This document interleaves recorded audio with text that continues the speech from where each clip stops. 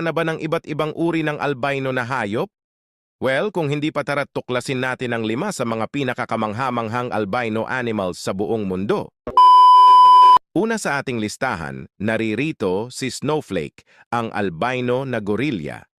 Ginugol niya ang karamihan ng kanyang buhay sa isang zoo sa Spain matapos matagpuan sa isang gubat ng Equatorial Guinea kasama ang kanyang normal na kulay na pamilya na malupit na pinatay noong 1960s.